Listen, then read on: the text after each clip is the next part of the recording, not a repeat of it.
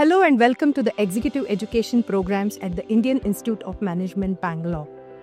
We've had several participants across diverse programs who have shown great interest in learning about advanced concepts and practical techniques in the field of quantitative finance.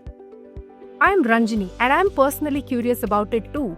So let's learn about this field from our key experts.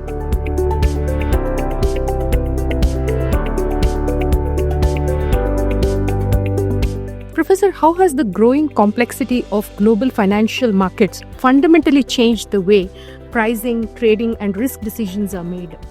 Yeah, so as you rightly pointed out, that the financial markets have become much more complex, and it has happened because they have become much more integrated across geography and across asset classes.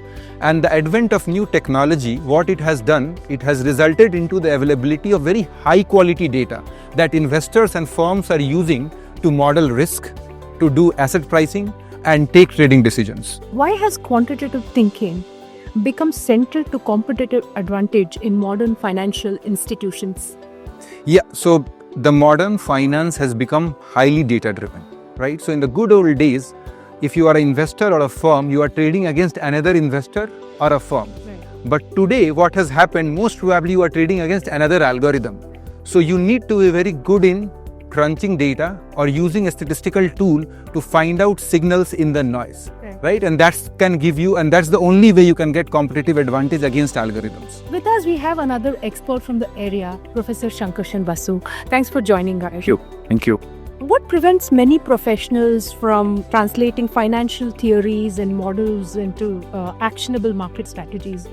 I think the primary problem is that a lot of people get trained in the theory but don't really have the access to the practicalities of it when they're taught. And then when they come onto the desk, the question is, how do I apply it? So the lack of some of these specific skills kind of create a gap between what they know and how they apply it, because there's always this gap between theory and practice, which is the bridge. And therefore, while people might be theoretically sound in their knowledge and understanding, when it comes to the actual data-driven practicality, there is this gap, and that's what creates a problem, because at the end of the day, in some cases, there is no right or wrong answer. It's based on certain assumptions which you have to make and the validity of assumptions that come in. So unless you're able to interpret that, and which is where I think that the things break down, that people's ability to interpret that becomes the challenge. How should institutions rethink market risk, liquidity risk, and things like that? I think fundamentally institutions should look at risk as a larger context. Market, liquidity, credit are subparts of this larger basket, or this subsets of this basket called risk. Institutions should obviously relook at it, because we live in very uncertain times. If you look at the definition of market risk fundamentally is nothing but changes happening on external factors on which you don't have any control. And I think we are increasingly living in a world where, see, for example, we don't have a control on what will be, let's say, the exchange rate, the inflation, and things like that.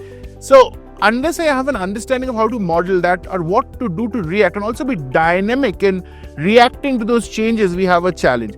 Similar is the question of liquidity. A lot of us out there do have access to assets, but the question is, how liquid are these assets? In other words, if I need the money at, let's say, 2 a.m, do I have money? I may have net worth, but do I have cash? Because that's what's probably going to be needed.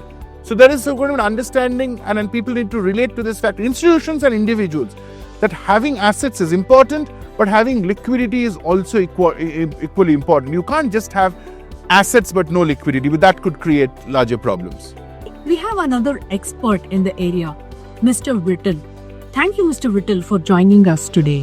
What does it truly take to design, price, hedge, and manage complex financial instruments in live market environments?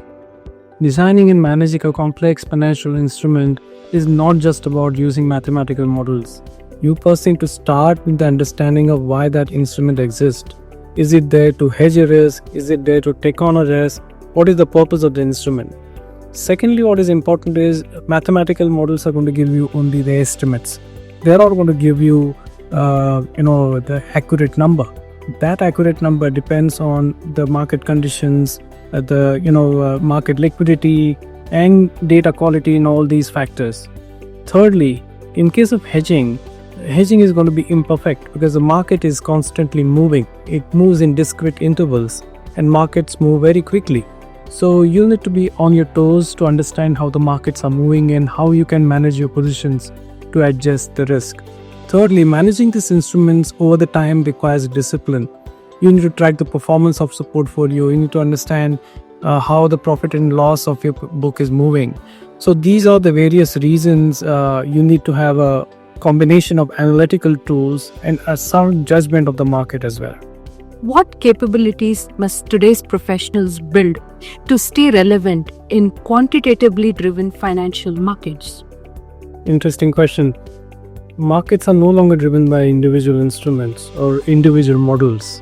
They're part of the portfolio. They're driven by systems, electronic platforms. So quantitative skills is not enough. You need to have a quantitative intuition, how the model behaves under stress condition, where it can break, and how to handle that is the skill. Secondly, liquidity and market microstructure has become central. Right now, there are electronic platforms that execute in a fraction of a second. So it's not about the bad forecasting.